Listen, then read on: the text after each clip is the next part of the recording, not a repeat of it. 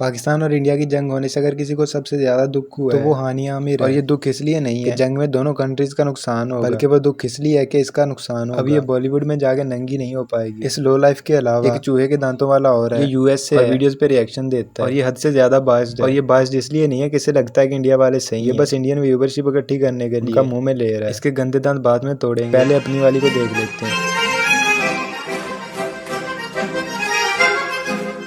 जब भी जंग होती है थोड़ी बहुत गैरत वाले लोग अपनी कंट्री को सपोर्ट करते हैं, लेकिन ये इतना सब होने के बावजूद बॉलीवुड वालों सही रहे। इसको अभी भी ये फिक्र लगी हुई है इसकी कमाई कम ना हो। ये तो नहीं कह रही कि इंडिया को सपोर्ट करती है, लेकिन ये भी नहीं कह रही कि ये पाकिस्तान को सपोर्ट करती है। ये अपनी पूरी कोशिश कर रही है इंडियंस को कन्विंस करने की पाकिस्तानी आर्मी ने जो भी किया उसे कंडेम करती है। और मुझे नहीं लगता कि इससे ज्यादा पैसे के लिए कोई गिर सकता है। पैसे के लिए खुद का जिस्म बेचने वाली ओनली फैन मॉडल्स में भी इससे ज्यादा गैरत होती है। वो भी हालत जंग में अपनी कंट्री को सपोर्ट करता है, चाहे उससे दूसरी कंट्री वाले उसकी सब्सक्रिप्शन ही कैंसिल क्यों ना कर ले। मैं शायद अकेला ही जिसे हानिया पहले भी अच्छी नहीं लगती। मैंने आज तक ना इसे इंस्टा पे फॉलो किया, ना कोई इसका ड्रामा देखा। इसकी गंदी स्माइल से वैसे ही बहुत नफरत है। ये बहन जो हर वक्त स्माइल कर जबरदस्ती क्यूट बनने की कोशिश करती रहती है। इसके साथ वही होना चाहिए जो फ्रेंच औरतों के साथ हुआ वर्ल्ड वार 2 में कंट्री से गद्दारी करने की वजह से। तुमने इंडिया की सेलिब्रिटीज को देखा होगा कैसे नफरत फैला रहे हैं पाकिस्तान के खिलाफ। उनके न्यूज चैनल्स इतना जलील किया है पाकिस्तानी सेलिब्रिटीज, लेके खाने की कोशिश करती है बहुत इनोसेंट और अच्छी है, लेकिन फेम के लिए जितनी डेस्परेट ये लड़के सेक्स के लिए भी उतने नहीं होते। आई होप के बॉलीवुड वाले इसे लात मारे और पाकिस्तान में भी कोई इसे मुंह ना लगा। इस तरह के लोगों का डाउनफॉल देखने का जो मजा है वो सारा दिन थक के सोने में भी नहीं आता। उतना इसमें टैलेंट नहीं है जितनी ये फेमस इसकी यहाँ तक पहुंचने की वजह सिर्फ लोगों का ठरक है। और अब भी अगर लोग ठरक को साइड पे रख के इसे कैंसिल ना करें तो लानत है। ये जो लोग पीएसएल का बाइकआउट कर रहे थे केएफसी और पेप्सी की वजह से, उन्हें इसका भी बाइकआउट करना चाहिए थोड़ी बहुत गैरत है। पीएसएल तो फिर भी पाकिस्तान को फायदा पहुंचाता है, लेकिन ये फायदा तो क्या नुकसान पहुंचा रही है, इसलिए अब बस करो ठरकी। और अब अगर दूसरे की बात करें तो जिस दिन से वार शुरू हुई है वो वीडियो पे वीडियो डाल रहा है, सिर्फ उन वीडियोस पे इस तरह पाकिस्तान गलत कर, और साथ में ये भी बता रहा है कि इंडिया बहुत मासूम जो कभी गलत नहीं करता। उनका मीडिया दुनिया का सबसे अच्छा मीडिया है जो कभी फेक न्यूज नहीं फैलाता। और इंडिया के लोग कितने साफ सुथरे और ये सब इसलिए कर रहा है ये सच का साथ देता है, ना कि इसलिए कि इंडिया के पास दुनिया की सबसे बड़ी ऑडियंस है यूट्यूब की। Once again, we've had another side where Hassan has fallen off on the side of supporting terrorism.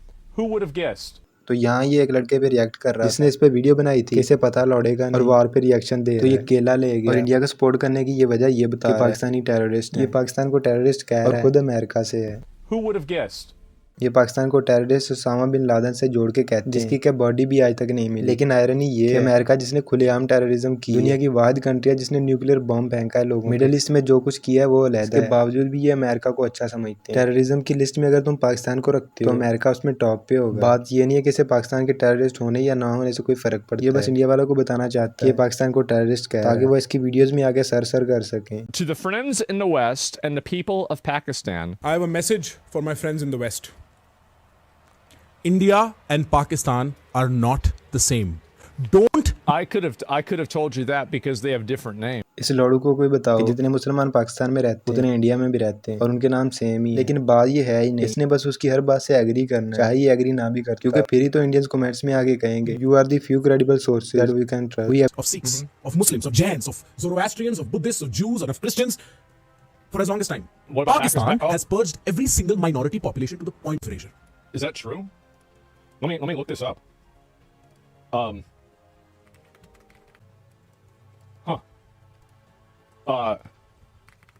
The law, is it against the law to be non-Islamic in Pakistan?